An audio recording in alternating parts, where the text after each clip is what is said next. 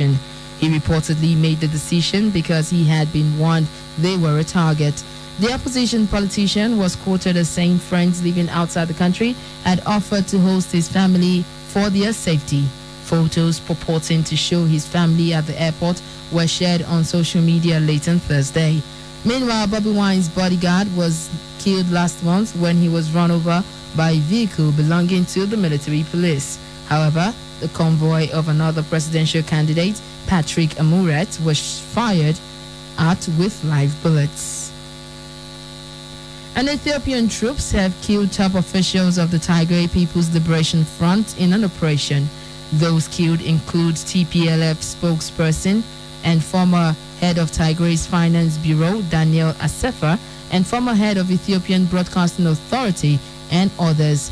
In a statement, the head of Defense Force Deployment Department said 9 other TPLF leaders were also arrested. Meanwhile, the government had in November issued arrest warrants for more than 60 senior leaders of the TPLF. The whereabouts of many TPLF leaders, including its chairman, is currently unknown. However, Prime Minister Abiy Ahmed in November announced the end of a military offensive in Tigray State after its regional capital fell to the federal army. And top Democrats have called for President Trump to be removed for inciting Wednesday's Capitol riot, just as U.S. Education Secretary became the second cabinet member to quit following the riot. In her resignation letter, DeVos, one of the longest-serving members of the president's administration, accused the president of fomenting Wednesday's disorder. The transportation secretary had stepped down earlier. Other aides to quit include Special Envoy Mick Mulvaney, a senior national security official, and the chief of staff to First Lady Melania Trump. A State Department advisor was also sacked after calling Trump unfit for office in a tweet. But a Trump-supporting Republican strategist, Seth Withers, played down the resignations, saying those quitting were never fully on board with Trump anyway.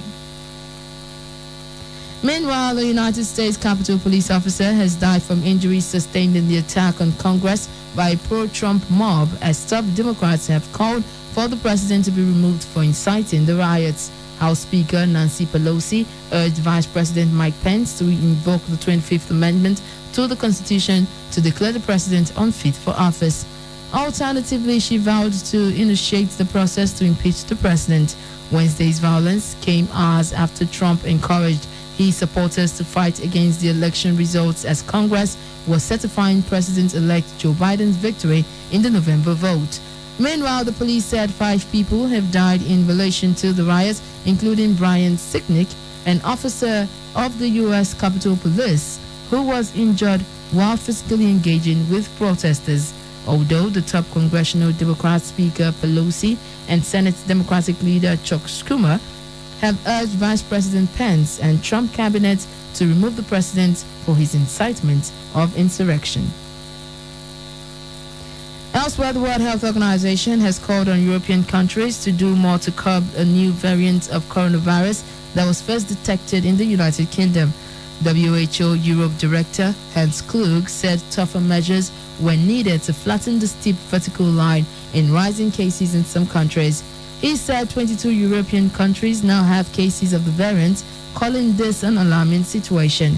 Its spread has concerned many European countries that have already imposed full national lockdowns to tackle a marked rise in infections during winter. Health experts said the variant is considerably more transmissible than previous strains, but not necessarily any more dangerous for those infected. Meanwhile, they have also played down the possibility that vaccines will not be effective against the variant. However, Kluge said the increased transmissibility and similar disease severity of the variant does raise alarm. And finally, the Australian city of Brisbane will enter a snap 3-day lockdown after a cleaner in its hotel quarantine system became infected with coronavirus. Health officials said the cleaner had the highly transmissible United Kingdom variant and was afraid it could spread.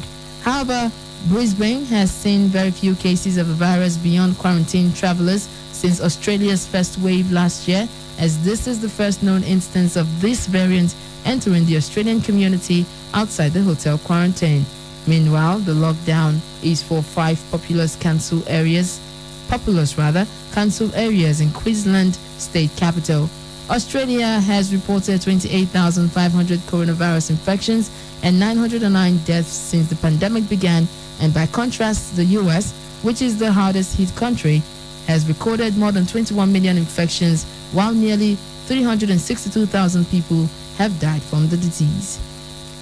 And that's KUFM's news around the world, but before we go, a quick recap of the headlines.